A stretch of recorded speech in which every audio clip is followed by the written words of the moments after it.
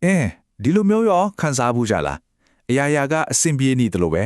ဒါပေမဲ့စိတ်ထဲမှာကိုကျဉ်းနှံ့မှုမရှိဘူးဟာတာတွေဖြစ်နေတယ်ဒါမှမဟုတ်ဘလောက်ပဲစူးစမ်းနေပါစေအမြဲတမ်းမလုံလောက်သေးဘူးလို့ခန်းစားနေရတာမျိုးပေါ့အဲ့ဒါကဘာလဲဆိုတော့လေတော်များများတတိမထားမိတဲ့ကိုမုံတီးချင်းရဲ့တိမ်မွေးတဲ့လက္ခဏာတွေဖြစ်နေတတ်ပါလေဆိုတော့ဒီနေ့မှာအဲ့ဒီလက္ခဏာ9ချက်အကြောင်းကိုအတူတူကြည့်သွားကြရအောင်ဟုတ်တယ်စဉ်းစားကြည့်လေကိုကအရလိုချင်ခဲ့တဲ့ပန်းတိုင်တစ်ခုကိုရောက်သွားပြီဒါပေမဲ့စိတ်ထဲမှာကဟာတာကြီးပဲကျဉ်နဲ့ပျော်ရွှင်မှုကမရဘူးအောင်မြင်မှုတွေကပျော်ရွှင်မှုကိုအပြည့်အဝမပေးနိုင်တဲ့အခါကျတော့မဘာလို့ဒီလိုခံစားနေရတာလဲဆိုပြီးမိခွန်းထုတ်ဆရာဖြစ်လာတာပေါ့တကယ်တော့လေဒီလိုခံစားချက်တွေရဲ့အရင်မြစ်ကကျွန်တော်တို့ထင်ထားတာထက်ပိုပြီးနည်းနည်းနိုင်ပါတယ်အဲ့ဒါကို self loathing လို့ခေါ်ကြတယ်ဆိုလိုတာကကိုတန်ဖိုးမရှိဘူးငါကမလုံလောက်ပါဘူးဆိုပြီးအချိန်နဲ့မျှစိတ်ထဲမှာတဖြည်းဖြည်းချင်းတိဆောက်လာတဲ့အစိုးမြင့်စိတ်တွေရဲ့ပုံစံတစ်မျိုးပေါ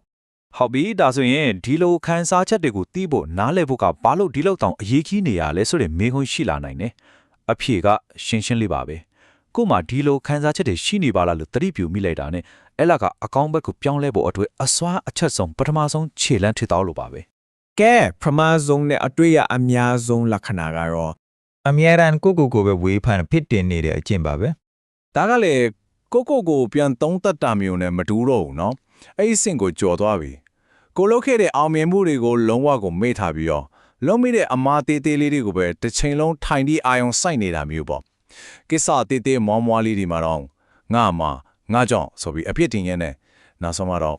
ငါကတန်ဖို့မရှိတဲ့လူပဲဆိုတဲ့ခံစားချက်ကြီးကစိတ်ထဲမှာအမြင့်တွေသွားတော့တာပဲကားပြီအခုလက္ခဏာနံပါတ်1ကနေလေးအထိကိုဆက်ကြည့်ကြအောင်ဒီအချက်တွေကကြတော့ကိုအတွင်းစိတ်တွေကမလုံခြုံမှုတွေကကိုရဲ့အပြုတ်မှုတွေတခြားသူတွေနဲ့ဆက်ဆံရည်တွေပေါ့ဘလို့သွားပြီးတက်ရောက်နေလဲဆိုတာကိုပြနေမှာပါဒုတိယလက္ခဏာကတော့တခြားလူတွေနဲ့အတူရှိနေတဲ့အချိန်မျိုးမှာခံစားရတဲ့အင်မတန်နှဆိုင်တဲ့မလုံခြုံမှုပါပဲဒီလိုဘာလို့ဖြစ်ရလဲဆိုတော့ကိုတခြားသူတွေနဲ့အမြဲတမ်းနှိုင်းယှဉ်နေလို့ပါပဲသူတို့ရဲ့အောင်မြင်မှုတွေသူတို့ရဲ့ကောင်းကွက်ကိုရောပါကြည့်နေနေကို့မှာရှိတဲ့အာသာချက်ကြီးကိုလုံးဝမေ့သွားရောအဲ့ဒီခါမှာငါကတော့ဘယ်တော့မှသူတို့လိုဖြစ်လာမှာမဟုတ်ပါဘူးဆိုတဲ့ခံစားချက်ကြီးကဝင်လာတော့တာပဲနောက်တစ်ခုနံပါတ်3ကတော့ကိုဂရုစိုက်ဖို့ကိုပြက်ကွက်လာတာပါပဲဒီစကားလေးကတော်တော်လေးအသေးပဲရှိပါတယ်စဉ်းစားကြည့်လေကိုကတယောက်ကိုချစ်တယ်ဆိုရင်သူ့အတွက်အကောင်းဆုံးကိုပဲလိုချင်တယ်ဟုတ်အဲ့လိုပဲတကယ်လို့ကိုတကယ်ချစ်တယ်ဆိုရင်ကိုယ့်အတွက်လေအကောင်းဆုံးကိုလိုချင်မှာပဲပေါ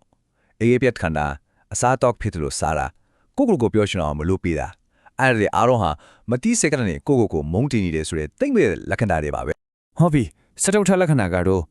ကိုပျော်ရွှင်ခွန်ကိုတမင်တကားကိုတားဆီးထားတာမျိုးပါဒါကဘယ်လိုလဲဆိုတော့ကိုမုန်းတီးနေတဲ့စိတ်ကအကောင်းမြင်စိတ်မန်တမယကိုပြန်ပြီးတိုက်ထုတ်နေတာနဲ့တူပါပဲတရားရောကချီကျူးလိုက်ရင်မဟုတ်ပါဘူးငါကအဲ့လိုမကောင်းပါဘူးဆိုပြီးပဲ့ထားတယ်ဒါပေမဲ့ဝေဖန်မှုတစ်ခုကြားလိုက်ရပြီဆိုရင်တော့ဟုတ်တယ်ငါကဒီလိုပဲညံ့တာဆိုပြီးကိုအစိုးမြင်စိတ်ကိုအတီးပြုတ်ပေးတဲ့တက်တေလိုမျိုးလက်ခံလိုက်ရောပိုဆိုးတာကကိုခံစားနေရတဲ့ဒုက္ခတွေကကိုနဲ့ပဲထိုက်တန်းတယ်လို့တော့ယုံကြည်လာတဲ့အကြီးဖြစ်သွားနိုင်ပါတယ်ကဲအခုနောက်ဆုံးလက္ခဏာအုပ်စုဖြစ်တဲ့နံပါတ်5ကနေ9အထိကိုကြည်လိုက်အောင်ဒီအချက်တွေကတော့လူတွေနဲ့ဝေးရကိုတဖြည်းဖြည်းရှောင်ထွက်သွားတာနဲ့အနာဂတ်ကိုကြောက်နေတာတွေနဲ့ပတ်သက်ပါတယ်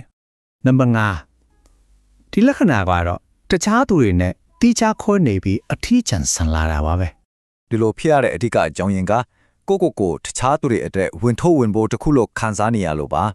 ါငါကတန်ဖိုးမရှိဘူးသူတို့တွေငါမပါပဲဆိုရင်ပိုတော့အဆင်ပြေအောင်ပါဆိုတဲ့အတွေးမျိုးတွေဝင်လာပြီးတော့လူတွေနဲ့တဖြည်းဖြည်းအဆက်အသွယ်ဖြတ်ပစ်လိုက်တော့တာပဲနံပါတ်6ကတော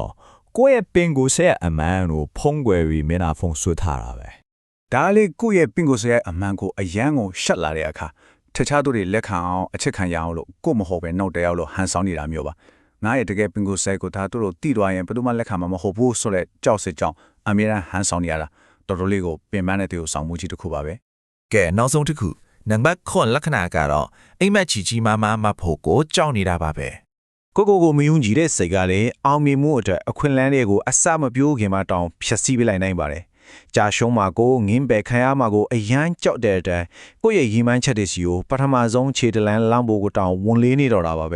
ကို့အခွင့်အရေးကိုဖြည့်ဆည်းနေတယ်လို့ပေါ့